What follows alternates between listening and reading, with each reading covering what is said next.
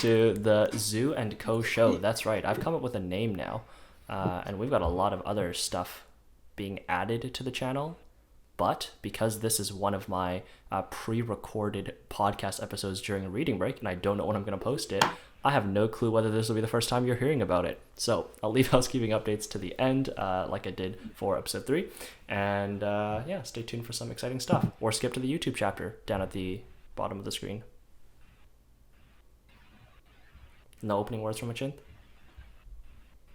I don't have many opening words, man. You'll pretty much figure out my personality if you spend the next 55 minutes listening to me drone on about God knows what. Yep, So that's fair. either I can give you the TLDR now, or I release my beautiful tidbits, weaving, you sort of weave them through my story. I think. Well, for those of you who want a TLDR, my name is Achinth. It's Achin with a TH at the end.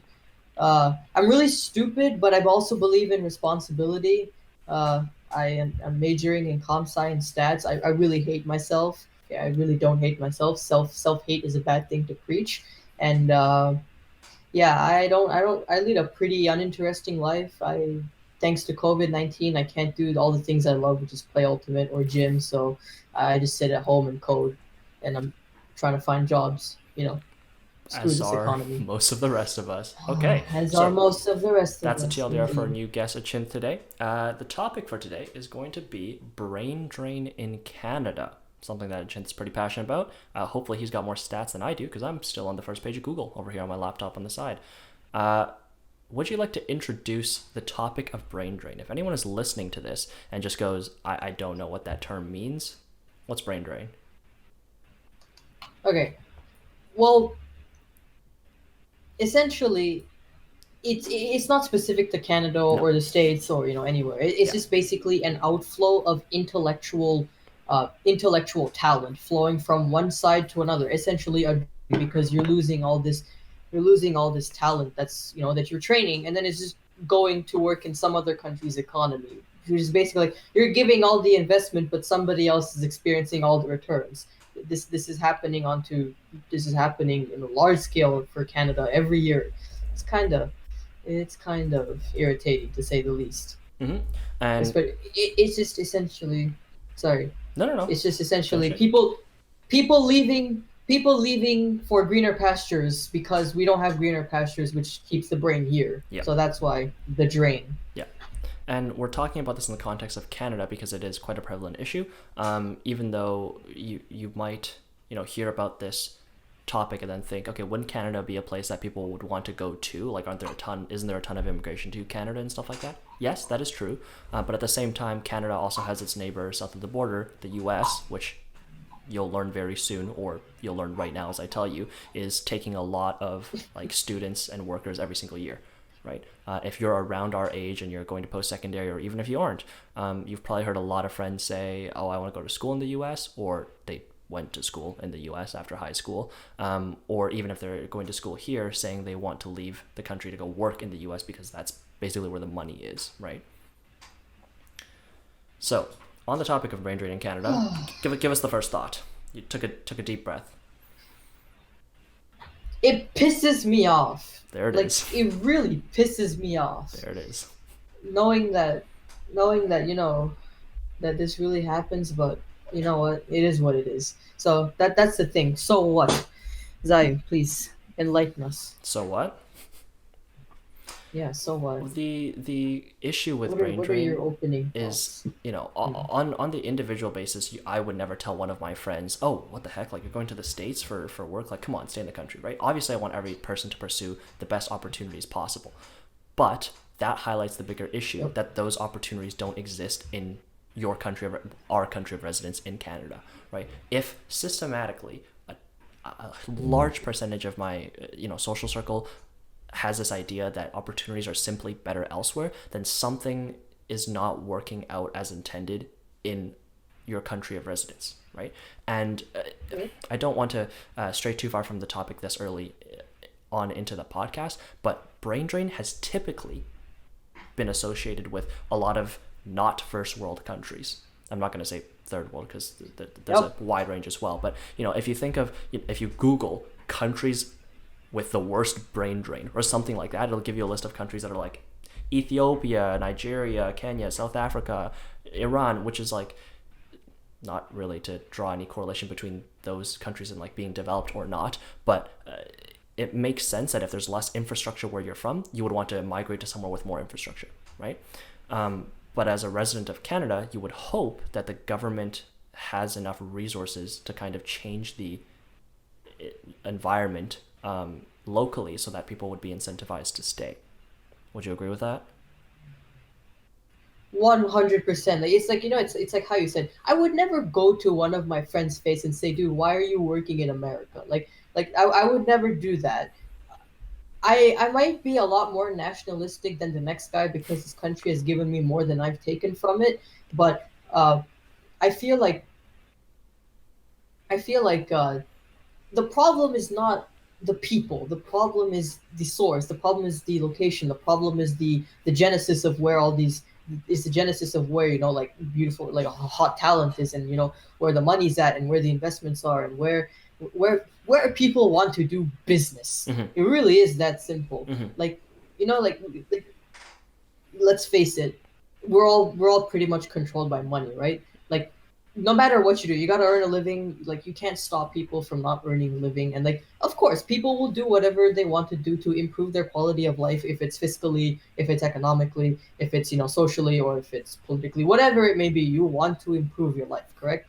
But especially for Canadians, I feel like we have such a lucrative population with like such lucrative schools where people are like they're learning such cutting edge things, like like take UBC or McGill or Waterloo, or like any top five, not even top five, man. Let's take like it's a problem in the top fives on a completely different scale compared to the rest of Canada, virtually because of exposure and things like that. But yeah, man, we got to do something different, like. And yes, you are right. It is a significantly larger problem in developing countries compared to like much more developed countries. It's like because like in India, the top 10 schools, the Indian Institutes of Technology, pretty much all of them end up working in America, and pretty much all of them end up working in American companies because like it's like readily available for them. And like you realize that after all these years, the government pours in so much money, and these people pour in so much money only to pretty much end up going somewhere else.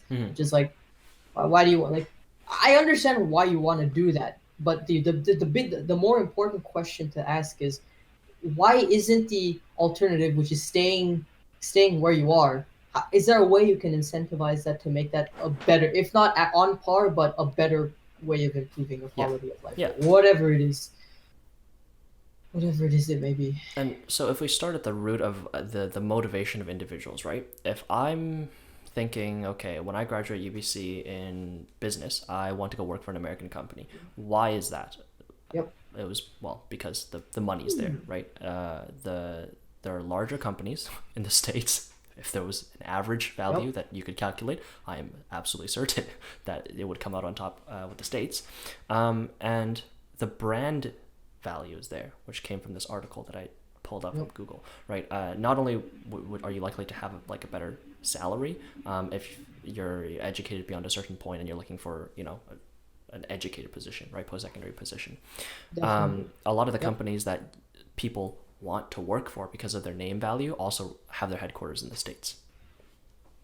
Yep, definitely. Yeah. That's the thing. It's all about embellishment, right? Like, I know we all like to say that, oh, where you work doesn't matter, but like let's face it.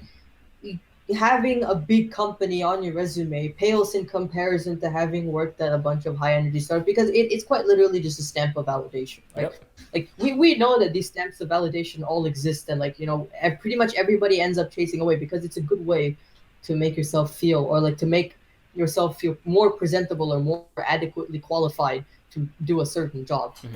No matter where you go, people are going to measure you for like in your career. You're going to be measured against, like, everybody's got the same like meter stick. It's like, okay, how do you compare on our meter stick? Are you a good culture fit? Like this, and so on and so forth. And we all seek embellishment, like to us. I mean, if you're gonna be the hobo who like, I don't know if you guys have heard about the hobo who basically like decided to like live on a desolate island in the middle of like the Indian Ocean where he brews his own beer and grows his own plants. I mean, if you want to do that, be my guest. But like I'd say like about like 95% of us, if not more, are more geared towards a traditional, get a career, work at a nice place, make a lot of money, settle down, things like that. However long that may take for you, that timeline is different for everybody. But like I think it's safe to say that most of us want like good fiscal stability in our lives, right? Yeah, yeah. And like I'm not saying that Canada doesn't offer good fiscal stability. In fact, I would argue that in some cases, Canada is a far more mature society than the United States. I'm not roasting the Americans, but some things that I will point out that they obviously do not have are things like health insurance, uh, guaranteed post retirement pension plan, to say the least. Uh, far more labor and workers' rights, like in the context of career and things like Yes, that. yeah. We have it pretty good out here. We have it pretty good out here in terms of like a progressive career and whatever, in terms of progressive career and labor mindset. But like, yet still, people seem to say that whatever, I can go there. Like I can, like, despite having all these positives, Canada loses 1% of her population every year. 1% every year since 2017. That number has fluctuated in between zero point 0.7 to about 1.3, but on average, if you were to average these statistics, we have lost about 1% of our population each year. And 1% of a population is not much if you scale it down to like numbers, but like of a country that has about 39 million people, 1 million is 390,000 of us. That's a lot of people. That's just shy of 500,000 people who are voluntarily leaving Canada Just to the U.S. just to the US, like not even to other countries of the Yeah. world. We're talking about just to the States. Yeah. Because and like where I really found out this was a problem is that every year the University of Waterloo does this thing called a engineering class profile, which is like basically at the start of their degree and at the end of their degree, they basically take in information like from everything to like their sex lives to where they're working to where they have worked. Do they come from an immigrant family? Basically, like all these social and like personal characteristics about them, and basically present this information in a really nice portfolio kind of manner. And they've been doing this since 2015. The problem is it is in technology and finance that you see a disproportionately large amount of people from the not just the University of Waterloo, but even from UBC as well, who openly state that yes, I have an offer waiting from a company in California who's giving me a signing bonus that is greater than the average Canadian income. Like let's just put that into perspective. There are American companies that are willing to give out new grads. These are not people who are like these are not people with like 5 to 6 years of experience who are making a lot of money. These are students who are like in 2 to 3 years are going to be you and me. They're going to be you and me in the next 2 to 3 years. These guys are the ones who are like companies are asking them saying, come work with us in Boston, come work with us in New York, come work with us in Seattle, San Francisco, The Silicon Los Valley. Angeles. Silicon Valley, New York City, like finance, tech, like it's always disproportionately concentrated where people have this quote unquote Cali or bust mentality. Yes. It's like they're giving me a $55,000 USD signing bonus just to move there. The average Canadian only makes 64 or 74. I can't remember that off the top of my head. Oh, okay. Average Canadian salary, I don't think is, yeah, let's look it up. Average Canadian household salary. Average Canadian household salary is $61,400 after tax. That's not a lot. If you convert 55,000 to USD, my God, that is coming up to 70K. That is coming up to 70K, and you already get it in 1 year. This is not something that's been happening like this is not like some sort of isolated incident. This has been happening since the 1990s. Yeah. Not a novel It's oh my God. Do you guys know about the Chamat Palihapitiya? I'm sure you've heard of that name recently in the GameStop scandal. He goes by his name. His name is Chamat. This guy was a refugee from the Sri Lankan Civil War who came into who came to Canada with his family. This guy came from like what his biography says is that he came from a relatively dysfunctional family, and even he said he graduated from Waterloo. He graduated from Waterloo in 1998 or 1999, basically, but just around the turn of the millennium, and he's been working in Silicon Valley for the last 20 years, and he's become one of the most prime names in terms of ethical and humane software engineering. Even he said, "Yeah, if I probably had more money and more incentive to stay in Canada, I would have. But I went to America because I was sending half my paycheck back to Canada. I bought my parents a house. Like I set my founding. I was able to generate capital and so on and so forth. Like the avenues for the avenues for risk and the avenues for yield are just so much more prevalent in the States, where it's like it honestly makes me want to ask and try to come up with an answer to the question: Mm-hmm. how can we keep people staying here? Yeah. Like, think about it. We have healthcare. We have some of the most beautiful places to live on the world. The only way Vancouverites can improve their quality of life is by either moving to Vienna or Zurich. I'm not even kidding. Right. Vancouver is the third most hospitable city on the planet. Mm-hmm. But people still move to San Francisco, to Seattle. People from Toronto still move to New York City or wherever it is. Like, why they're doing it. So like, which begs the question, like, and it's not just international students who are like, it's not just international students who are like, oh, you know what, I'm only here in this country for 4 years. It's native Canadians, like, people like you and me who did elementary school, secondary school. It's not just like immigrants. It's also like like, people who were like born and raised here are like, I don't give a shit, I'd rather go work in the States. Losing, No, like, no, no. why? Finish the Or thought. like, I've just been it's thinking like, how to structure the rest of the discussion because we identified the problem very, very yeah, specifically, right? Number one, financial exactly. incentives. I was going to add in, like, That's right. tack on a second one. I'll add it in here kind of very quickly. I would say that, like, I Yep. think name value shouldn't be underplayed as well, or downplayed Indeed. rather. A lot of people in specific fields, especially tech, right? If you ask anyone in the tech field, Yep.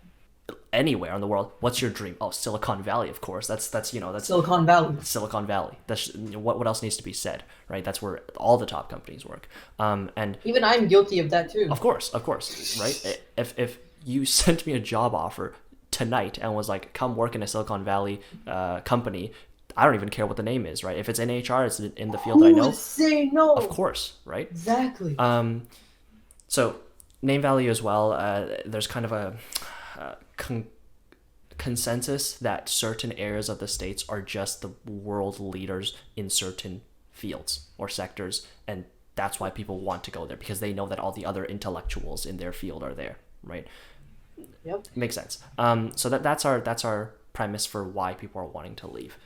I really like where the discussion was heading in terms of how do we make people stay when we know that money as a solution is not possible. At least Yep. we'll say in the short term or like the medium term. We can't make Silicon Valley 2.0 in Vancouver, and we can't incentivize people from all over the Yeah. world to come here because all the money in the world is here in terms of like tech or finance or stuff like that. But you mentioned very, very, I would hope obvious, but apparently not very Yep. convincing arguments as to why people should stay here in terms of Yeah. hospitability, um, Yep. Hospitality. comfort of Yep. living, stuff like that. Uh, Yep. let's go in that direction. Do you Sure. think that we want Oh, to play into those advantages that already exist in Vancouver and Canada and just try to highlight them, market them, and say these are the reasons that you should stay here? Or do we try to fight fire with fire and have some sort of financial incentive to stay here as well? We're obviously speaking from a position of not actually having any power to enact change. We're not saying that's that this right. is, I'm not going to Trudeau tomorrow and Yep. presenting this in a paper to him. It's really just brainstorming from from a very naive standpoint what we think could work. Gotta start Right? somewhere. Got to start somewhere. So, Yep. what do you think? Do we Gotta fight start fire with somewhere. fire? Do we market our current advantages? Goodness. This is one of those things where it actually sort of boils down to personal preference. Mm-hmm. Like, you can look at the numbers all you want. Like, you can look at Waterloo's engineering profile. You could individually quiz every UBC or Toronto, like any university. I feel like I'm gonna, okay, just gonna put a disclaimer. I'm gonna talk a lot about university students because this is primarily where this is the highest source of brain drain. Of I'm course. not saying that well-established and Canadian engineers are not leaving, but like it's very easy to grab. Like it's like the easiest place to grab Yeah. is the easiest It's ploy, the rather I should say, lowest, is in yeah, university. lowest hanging fruit, and also the easiest to track as well, because you Yep, can always find stats of how many exactly. students are outgoing. Yeah. Easiest to track and easiest to train versus like well-established engineers who are like 10, 15 years, like Yeah. 10, 15 years into Industry their careers. experience. Yeah, they got their own portfolio projects, etc. Yeah, for sure. You could talk to anybody who you want to that says like, oh, this is why I'm moving. But like, yeah, one thing is marketability, and I feel like on a subtler tone, we do take a lot of the things that we have in Canada for granted. Yes, Like I would agree. like we'll take healthcare for example. Like it's one of those cases where it's like like if you're going to move to the states, your company or something, like I believe either your company pays for your healthcare or you get uh you make like they deduct a certain portion of your income which goes towards paying your health Sure. insurance, but like you still make a buttload of money. So like in the end people are like, well, I don't really give a shit because I'm still getting healthcare either way. But like, yeah, it's contingent on your job, and like you never realize how bad it is until you don't have it, And then, but like relatively speaking, in Canada, it's like you always have healthcare, but like, but when you move to America, the reality doesn't present to you. Like, if you ask me right now, if I were to move to America, I would still never think about healthcare because for the last 20, 21 years of I my didn't life, have to think about it. I've Yeah. never needed to, Until you I've need to never think had to about it. think about it Exactly. until you need to think about it. So like maybe so like there is definitely a thing where we should create more awareness and be like, hey, you know what? You have invested. You have not. I'm not gonna say lecture because telling people what to do has never worked out in any No. facet in any like society. Yeah. Wherever you go, telling people what to do, They as if just not do the anything, opposite. makes them want to do the opposite even more. Yep. So like it's like you sort of so like I guess like that's why making awareness will help, but it might not be the deciding factor in keeping Canadian talent in Mm-hmm. Canada. Actually, So like we'll take a yeah let me tag on a thought there. I think it's really interesting you brought up that yeah we kind of take some of these okay advantages for granted, because one, I yep agree, but number two, I think something that comes to play here is the I guess the idea of sunk costs, where a lot of people who move to the states, even if you exactly feel like, oh, I didn't realize that the healthcare system is like not the best, or like, maybe this isn't as this whatever circumstance isn't as wonderful as I thought it'd be, even though I'm making more money. Not all of them are going to be willing to just pick up everything and then move back, right? Because there's a sense of like, yep oh, I already like made such a big decision, I already moved my family here or something like yeah that, I'm making a better salary, maybe I'll just take the extra disposable income and make the best out of it, spend a little bit more money or make the something like yeah that, right? So if you can't keep the talent here, you're sure as hell not going to be able to bring them back after they not realize that they've already moved, and they don't want to pick up and move back again. it's like it's the I think yeah, like you mentioned sunk cost, right? Nobody has an answer to that fallacy. Yeah. It's like it's what so like that's why you say like that's when you realize that if there was a blanket solution for this talent migration, like we would have probably Yeah. implemented it. But Yeah. like see, and it also and again like it's a high it's one of those things where like the corporate interest sort of intersects the personal interest. Like Mm-hmm. like if you ask me, my if you ask me like yeah, I want to leave Canada for maybe 5 to 6 years Sure.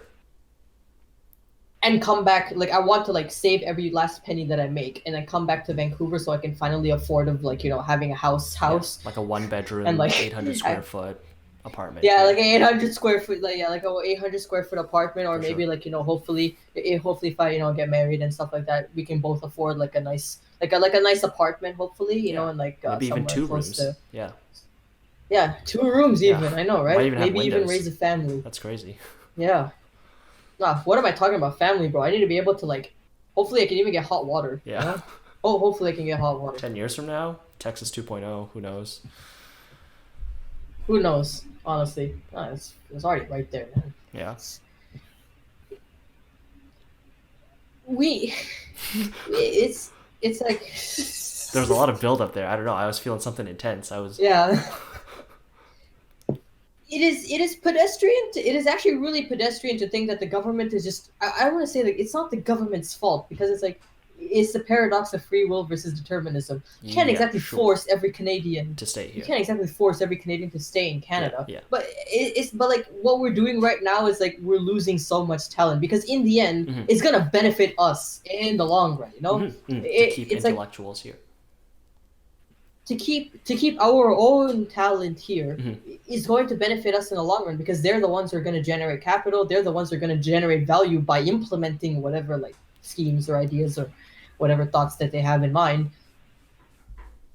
and then they sort of bridge that with but then they end up going to the states and like sure it technically benefits like in terms of like the outcome, but like I guess we should also like rather than looking why they're dragging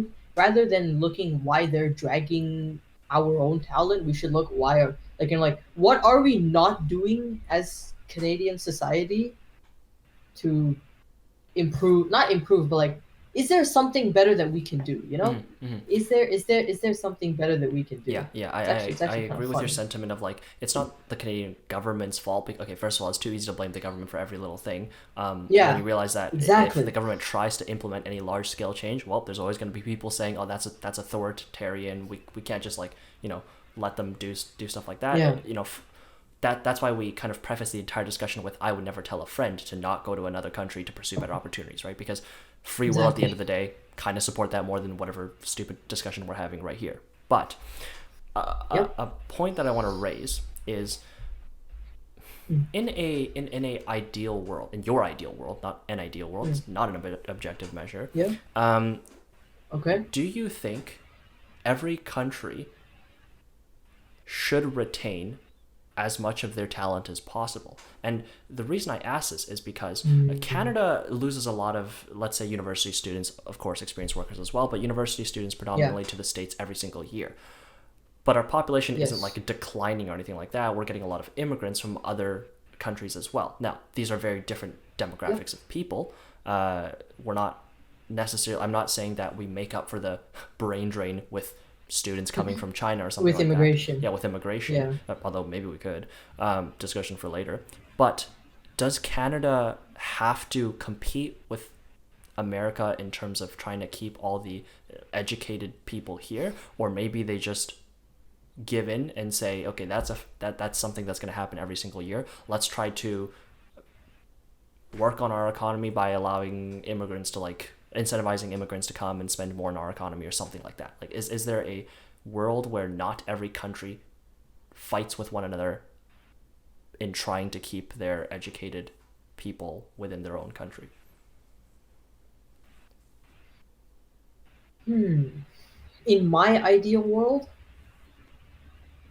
I would say yes, because see, it's like it's your country, right? Like when I know it's very easy for us to feel like minuscule, tiny, inconsequential beings in the Mm-hmm. large scale workings of a nation, but like in my ideal world, I would say hell yeah, a government should try to incentivize, but not force, incentivize, highly incentivize its students, its workers to stay in the country because it's like you reap what you sow. If Mm-hmm. you're going to reap your benefit, if whatever you're going to like, whatever you're going to plant the seeds for, in the end, it's going to positively sort of impact the world around you. Like we'll take the company Wealthsimple for example. It's basically Canada's Robinhood, right? Mm, yes. It's a mobile trading platform.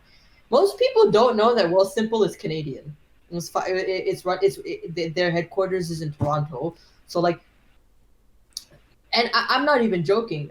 They still have an office in New York City for obvious financial reasons to Yeah. remain exposed to the industry. Yeah. But again, it's difficult to sort of have them both, but they're still headquartered in Toronto, and they have a Canadian CEO. Same goes for Shopify. Even Shopify is also another really really nice Aren't they Canadian opening one startup here? founded by a Canadian. Yeah. Yeah, they were, but then they went digital by default. So they don't really have.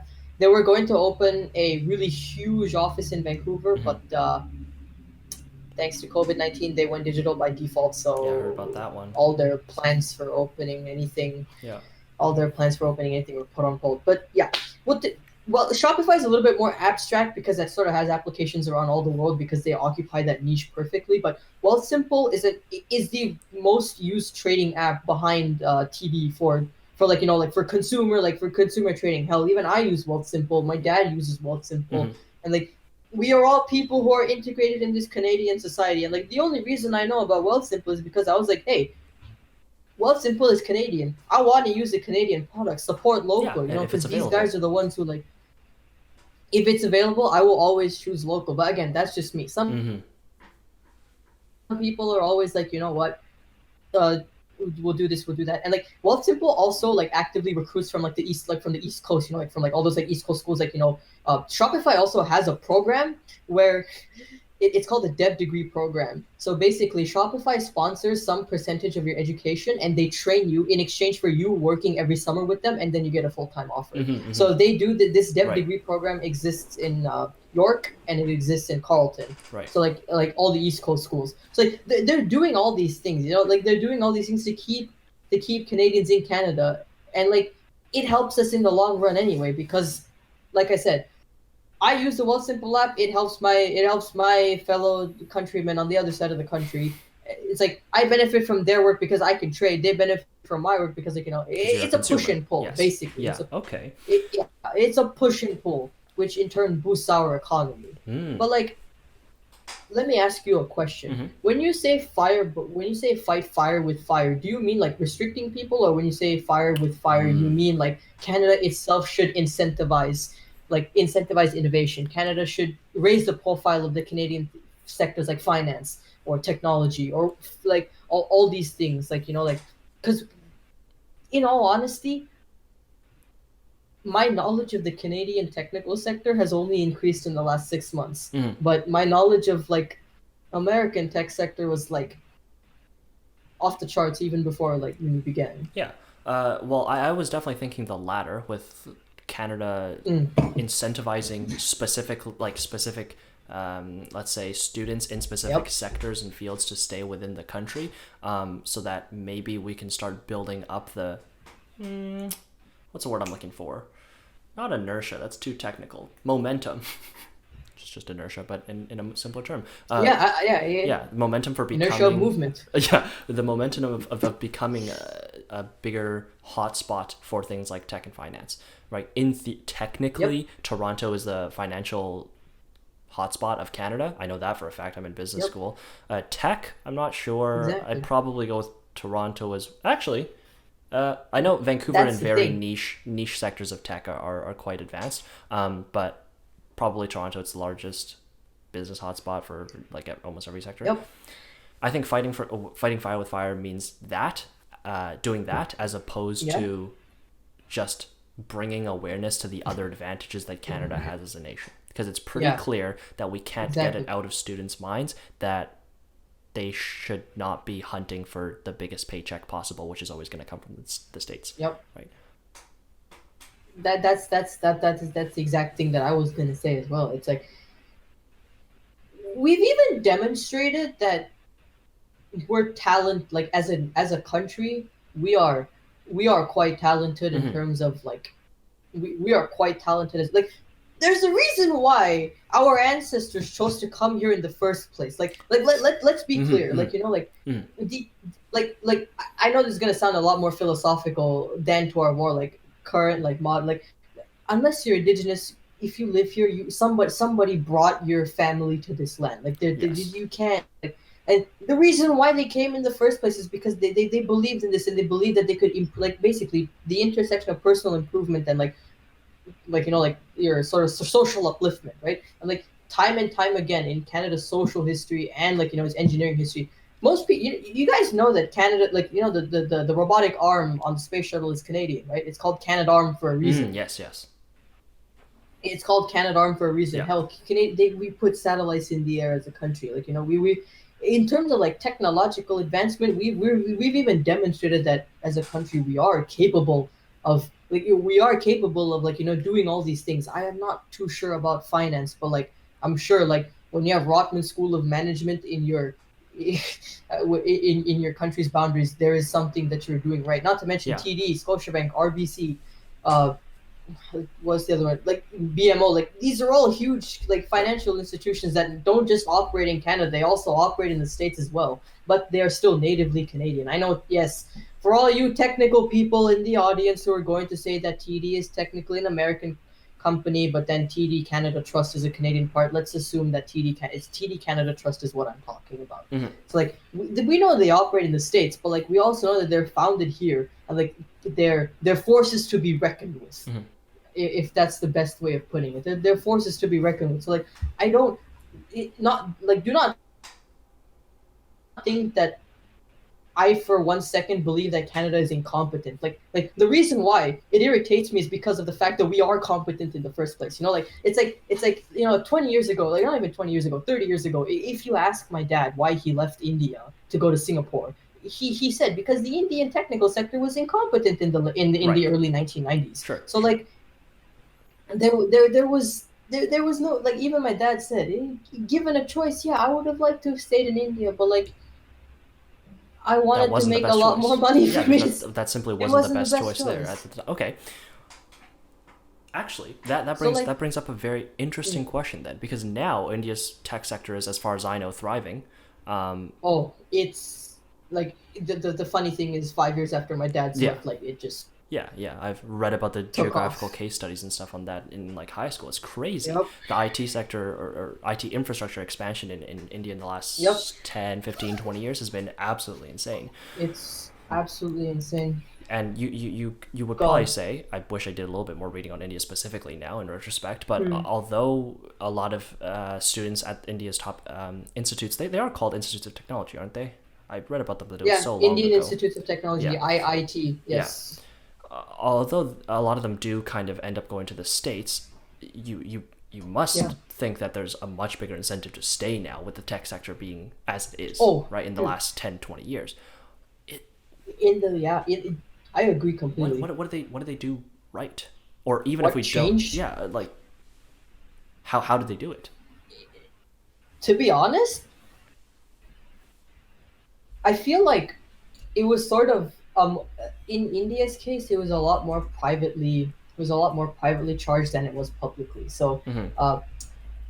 there's a running gag that the city I'm from, that's it's called the Silicon, like the running gag is that Right, the city this I'm from, like Silicon ethnically Valley of speaking, it's India. called Bangalore, the Silicon Valley of India. That's Yeah, where my family still lives there, and I have many cousins who work as software engineers yeah, I've and heard of like that. data engineers in India. So like when I was talking to them about like the scale and the grandeur of things, uh, like, and this is India, so like they have 30 times the population of Canada. Not 30, let's say it's actually coming up on 50 times the population of Canada. So like even if you work for a startup, like if it's a no-name startup, people in India are like, I really don't give a shit because I'm working on really cool things and I'm making a lot of money. Mm-hmm. Because private investors sort of realized that when Silicon Valley was using India as its backyard for outsourcing, Mm-hmm. people realized that, why the hell are we using them for our bitch work? Why can't we take the money there and get something out of it completely? Mm-hmm. Like Mm-hmm. that was the Right. private, I guess there's a private incentive for them to sort of decide like, hey, you know what, why are we using them for our resident bitch work when we could pretty much just go there, pay them less money, and still give them the good quality of life and still spark like talent? Because like even by a numbers game, that place will is bound to have more talent than even the States because it has 4 times the population of America. Yep. So like I keep laughing about this joke. Like Bangalore's population is 1/3 of Canada's population. Mm-hmm. Just to put it into scale, like like just to recognize that, I know, yes, even the scale has a lot to do with the scale of India's population. Their the geographical and social dynamics also has to say. But like, and even the government was like, hell yeah, if private people are going to put money, so am I. Like they realized that, That's an they opportunity. realized that, holy crap, yeah, that like we're like, wait, private people are putting in so much money, why shouldn't we also put more money into like pitching startups? And like these days the attitudes amongst the Indian institutes of technology is like, they sort of follow the Chinese model. This was also a problem in like the People's Republic of China, Mm-hmm. when like everybody, especially I know it was a lot more prevalent in academia, where they were like, okay, then I mean, yes, this was before, like, this was before Deng Xiaoping's, like, like sort of like economic liberalization of the Chinese economy. But like, even you guys can see for yourselves, Shenzhen went from being a fishing town in the 1960s to like A favorite example. the new like like in 25 years, Shenzhen, like there's so many tech companies that are like, what is it? I think, but like TikTok, the founders of the parent company of TikTok, ByteDance. I think if it's not Shanghai, I believe they have major operations out of Shenzhen. So like, Let's take a look. let's check a look. TikTok. ByteDance. That's byte, as in like byte, like 1 byte, like one like gigabyte byte. Yeah. Uh, no, they're headquartered in Beijing. My bad. Yeah, they're headquartered in Beijing, but domiciled in the Cayman Islands, of course. Of course. See, that's the thing. So even the Chinese Communist Party realized that, hey, I could put my money where my mouth is. So like, and now like you don't I mean, yes, of course there are people who will always leave, but like the booming growth that has been exhibited in like these same developing countries that people used to leave to go to the States, like this, there's booming growth in the same places where they were leaving in the first place. So people were like, why should I leave searching for better pastures when I can make my own good pasture here? And people are giving me the resources to make my good pasture here, right? Like we could, you know what I mean? Yeah. I think I would agree. The economic growth in India, all the case studies in IBHL geography from years ago is coming back to me in terms of like Yeah, multinational companies investing in India specifically, and the growth of like the tech yep, sector, because obviously the government would that's right, capitalize on that opportunity and be like, okay, well, if these outside multinational companies are investing so much money, it takes us a lot. that's right. It's a lot less work for us to simply give a little push rather than try to do it all ourselves, Yep, or let them put in the that's money right. and then us put in the money afterwards, right? If we work together, you can, have exponential growth, and that does Yep. mirror China's growth pretty similarly, sometime before that. Yes. My question is then, is that a Mm. possibility in Canada? Now, it's obviously not going to look the Hell exact yeah. same because I think Yep. a common denominator between India and China's growth is that there's a large population, right? So there's a wealth of talent just by, again, as you said, it's a game of numbers at that point. Yep. That's right. And that's the primary reason why a lot of transnational corporations like invested in those two countries. In Canada, quite the opposite. Yep. Not exactly coming here for our Yeah. population. Uh, Game of numbers in the opposite direction. Not as much talent, Yep. just via the fact that we don't have as many people, and it's very not dense in That's right. population either. But are there other factors that might draw companies here and incentivize that kind of private growth? I'm Mm. thinking maybe resources, natural resources and stuff like that, or just open space at that point. Having a progressive, yep. Having a progressive tax system is honestly one of the banes of opening a company in That's true. Canada. That's true. It's like it's I hate to boil it down to it, but like we are not a country that is okay. I'm not like I said, it's not that we're not capable or not incompetent, Mm-hmm. but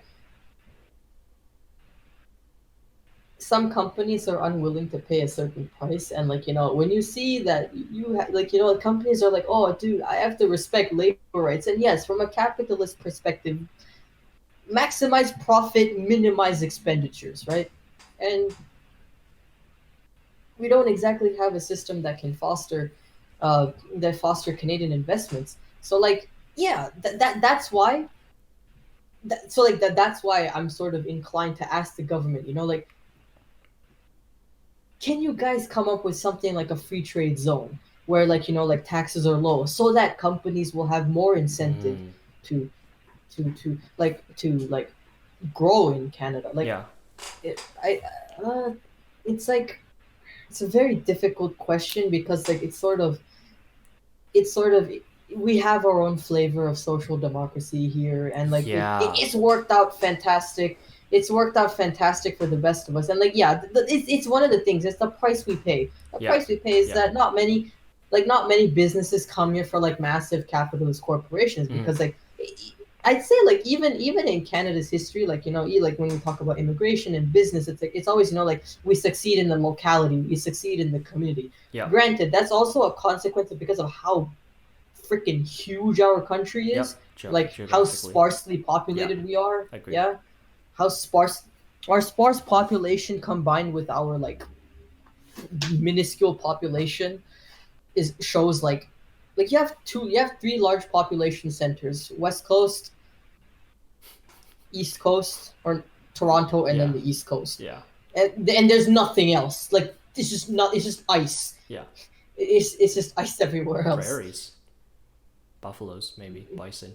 I actually really like where the discussion has ended up because I'm going to shift this into something Yeah. that's slightly more philosophical, I suppose. But Yeah. we've I think we've gone full circle. We started with the question of like, okay, well, we've Yeah. identified the problem. How do we tackle it? Here are Yep. some potential, or do we even want to tackle it? Here are some potential solutions. We answered yes, we do want to tackle this issue. If we had power, tomorrow we could actually go and do something. This is what we Yeah, would do. that's Here true. are some of the ideas. But now Yep. we've gone back and realized that part of the issue is I really like the point you brought up with progressive tax laws because you're absolutely correct, right? Yeah. In my personal life, I would maybe like support things like, oh, carbon taxes, yeah, good for the environment and stuff like that. Absolutely. In terms of like what it does for Yep. the world. In the business context, not so much. Puts Canada at a heavy disadvantage when compared to the States, right? And I'm not going to sit here That's right. and try to convince an audience of like which side you should pick or what to prefer. Yep. But I do want to raise the question of even if we were to get rid of all these like progressive tax laws and stuff like that and incentivize businesses to come and hopefully kickstart certain industries, certain economic zones so that we see major growth in the next 5-10 years, do we lose part of our identities by doing that, right? Do we lose part of what it means to be a Canadian if you're just going to say, okay, well, the US did things very well economically, let's just copy them so companies come here? Because if you had the exact same labor laws, employment law, tax law, stuff like that as the States, I have no doubt that a lot of companies would come here simply because it's untapped resources. And not just natural resources at this point. I'm talking land, people, like it's fresh, right? Because it hasn't been a zone of major economic growth in the last, well, ever. Yes. Yeah. Indeed. But yeah, maybe we lose part of the identity and what it means to live in the independent nation of Canada if our solution ends up just being, okay, just copy what the US has done with their tax laws, and then hopefully that'll incentivize businesses to come. This is actually a very freaking awesome question because there are other countries in the world that are both that have somehow managed to pull off a pro business, like a pro capitalism stance, and still end up progressive social democracies with their own flavors. Okay, every country's flavor of democracy is different than the last. Cannot sum them up because every country is different. But I would say the two largest not counter examples, but like the two largest not largest, best examples that I can give would be Singapore and Switzerland. Now, we'll start with Singapore first because I was raised there. Like I spent the first 7 years of my life there, and I'm aware. Yeah, in terms of their flavor of democracy is a lot more authoritarian than the last because for example, they have a concept of national service. Like every able-bodied Singaporean male after they turn 18 spends 2 years and 2 years. Like they spend the first 9 months in basic military training, and then you spend the rest of your 2 years in either you work in the police force, either you work in civil defense, which is firefighting or ambulancing and all those things, or you work in the armed forces. So like the thing is, they have low taxation there. Singapore is now called the Tiger of Asia. The four tigers, one of the four tigers. Yeah, I've the heard four of that. tigers. One of the four tigers. Yes, the same party has been in power for the last 40 years. No, not 40. Since inception, since 1965, the People's Action Party has been. They're not like. Let's be clear. There is no like funky business going on in their democracy. People overwhelmingly vote for them in droves. Like they have like huge voter turnouts, like in like 80 plus 80%, and they still end up winning like 75-80% of like the parliament every damn year. But let's also be very clear. they're very pro business society, but they are they have, so like their flavor of the Canadian pension plan is called the Provident Fund. Like they basically, it's the same thing what we do here. Like in like, you ever pull up your pay stub and you see like something that says CPP, Canadian pension plan, right? They do the same thing there. They deduct a certain chunk of your paycheck that goes towards a provident fund that you can break when you turn 65 or when you leave the country.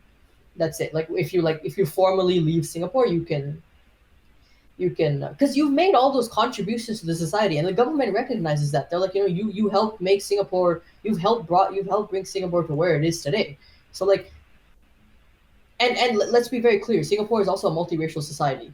Like yes, like racial demographics, like like social demographics also does play a lot, and like they've had their fair share of racial riots.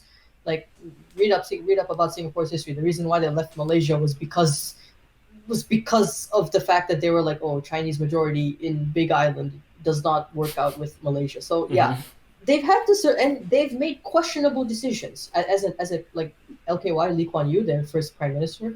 They've made questionable decisions, but they're also a social democracy in the sense that they provide welfare to their citizens. Again, they made questionable decisions, right? Like, and let's also make it very clear, 91% of Singapore owns a house. It's better than what we'd ever do in Canada. We have a housing crisis in Vancouver. Goddamn, it's horrible. Yeah, it really is. Like it really is. And the government has, like, they have publicly funded schools. Like, you can get private, like just like Canada, you can get private tuition if you want, but like the government, like, you don't have to pay. I feel like it's like you pay like a minor, like you pay like a minor something, like I don't know, like 300, if you pay like 300 Singaporean dollars for the entire year if you're going to a government funded school, like a public school, all the way up until grade 12.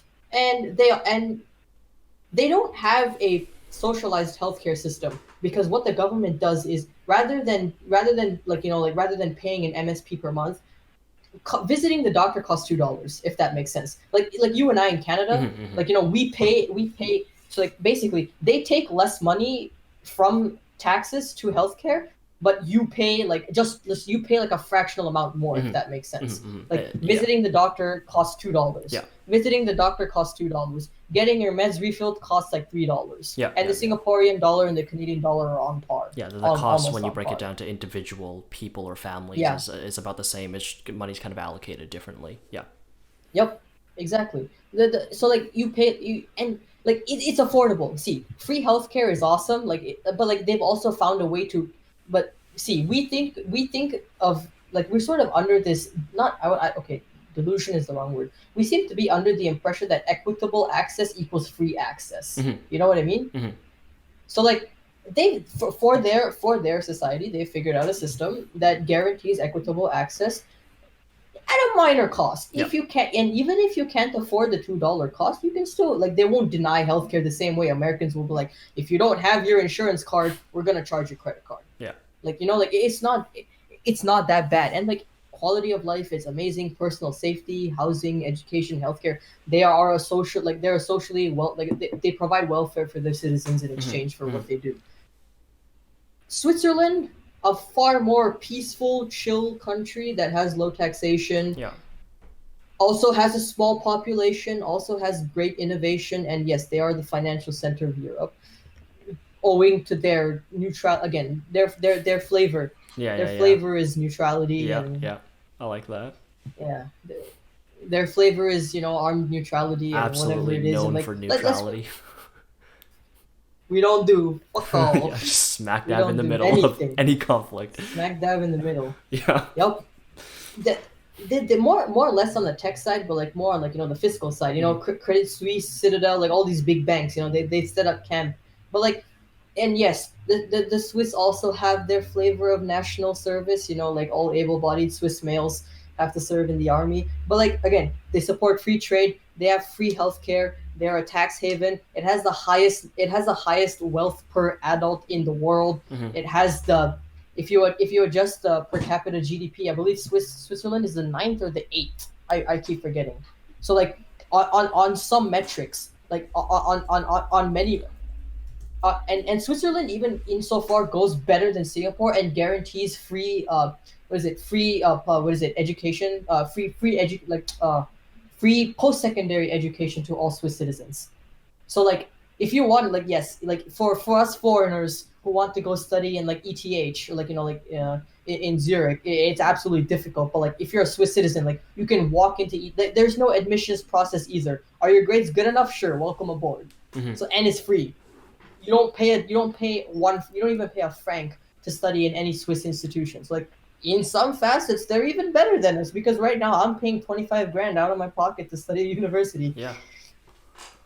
So like, and so like you see, like, of course their own flavors, they've balanced out a socially, I guess, a welfare system through a social democracy, which still keeps, and hell, people keep coming into Switzerland to work for them because of the money and because of the provisions, and people stay in Singapore. Not many people, uh, relatively speaking, Singaporean expats come to settle down, and like, you can't really move to Switzerland because their immigration policy, like there's like not immigration, but like their naturalization policies are a lot more Yep.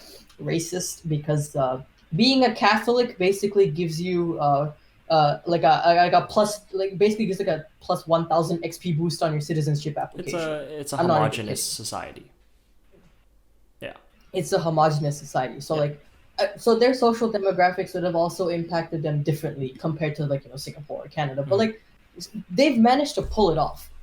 They've managed to become like these institutions of technology, finance, trade, or whatever it may be. I just say technology because it's the field I'm most in. Zaiyou can of course talk about your uh, finance, but like they've pulled it off. So like we can adapt. I'm not saying that we can't. Like we can of course we can like learn from all these case studies and figure out that these guys have definitely done something right. Yeah. These guys are so like, what's to say we can't do it as well? Yeah. Yeah. You know? I kind of like, And yeah. Sorry. I like yeah, the way that discussion's actually gone, because we didn't really identify one solution, probably because there isn't one that yeah, exists. But we exactly. ended up looking at some, I guess you could call them case studies of other countries that we think implemented certain things Yep. successfully, and maybe Indeed. throw it out to the wind at the end of the podcast. Hopefully, we can Yep. reenact or copy some of the things that they have done to lead to these successes. Mhm. Switzerland and Singapore are pretty good examples, I would say, for like, Yeah. just because they succeed on so many metrics, as you listed out, right? Yes, indeed. Not just That's right. financially, but most people, I think, common opinion would be that Singapore and Switzerland have pretty good social kind of atmospheres. I don't know. Dynamics. Yep. Yeah, social dynamics maybe, and political kind of Yeah. systems as well. So yeah, Yep. that's not a bad place to, I think, somewhat wrap it up. Huh. Yeah. And the funny thing is, a quarter of Switzerland is part of a union. That's I, a I'm a, I'm a, I'm a, I'm a pro union. Like I'd say, like I'm not very pro union, because even I recognize that unions are sometimes not very conducive to like corporate benefits. But like I recognize that they have immense value that are brought to workers. Like for Mhm. like in a society like Canada, I don't really think that unions are necessary, because like our government takes care of us very well. Like I'm not saying like you should abolish them all, but like we are provided with the rest. We are provided with a decent, like, Yeah. our government. We're taken care of very well, and Employment like law in does a lot. America, yeah, and our law definitely takes care of us in a very positive manner. Mhm. Of course, union gives, like, no doubt that union definitely gives, like, workers, uh, what is it? Bargaining power? Yeah, Yes. bargaining power. Bargaining Collective power. bargaining power. But Yes. yes, collective bargaining power, exactly. But let's be clear, like, we can, you like you said, just like we've seen all these things that we can do, and like even Switzerland has free healthcare. Like they and like the thing is, it's actually kind of funny how they implemented healthcare in Switzerland. It's you are every Swiss citizen or expat or resident is forced to buy private insurance that the government caps. Like, does that make sense? So like the Yeah. Yeah. government restricts. the government restricts the activity of private insurance companies Mm-hmm. by forcing them to register as NGOs or NPOs. Sorry, I shouldn't be using acronyms. Not for profit organizations. Uh, Sorry, what was I going to say? My bad. The system is And basically, you at yeah, first glance it seems private, so to speak, but it's basically all private, exactly. ruled by the government and controlled by Yes. the government. Yeah. And no insurance company can reject anybody. Like if you apply, you are like the government basically says Yeah. by law you are forced to accept. Yeah. Yeah. Like you do not have a choice of rejecting them. Mm-hmm. Like yeah, and even if it is like under extreme circumstances, if it is rejected, you will be shifted to another company who will have to say yes. Yeah. Yeah, and their health spending, I believe, is something like 11% of their GDP. Yeah, it's on par. It's on par with most other European nations, but nothing compared to the States. Mm-hmm. So like, of course, and fucking hell, I could have actually talked about the healthcare crisis in Switzerland, but we're running out of time. So yeah, that's the thing. Just probably the best way of saying it is, that's a great place to end it. Yeah, there So are long as we know that. examples in the world of places where it has succeeded with similar criteria to what we want to keep going in Canada, if that makes sense, right? One route is Indeed. simply doing what the US is doing because Indeed. clearly it's working for them and we're very close to them proximity wise. So if in theory, if we Yep. open up tax laws and stuff like that, maybe a bunch of American companies would come over here. But another approach is maybe following whatever Singapore and Switzerland are doing Yeah. in terms of their laws and getting some Indeed. kind of success. And that way, like it raises like the profile of like Canada's sector. Yeah. Like and let's be clear, immigration is what has made our country amazing. Yes. It's like a cornerstone. Yeah. It's like a cornerstone of what has defined like Canadian history since 1575. Yeah. Yes, we've had our problems. Nobody is denying that. No. Some horrible problems indeed.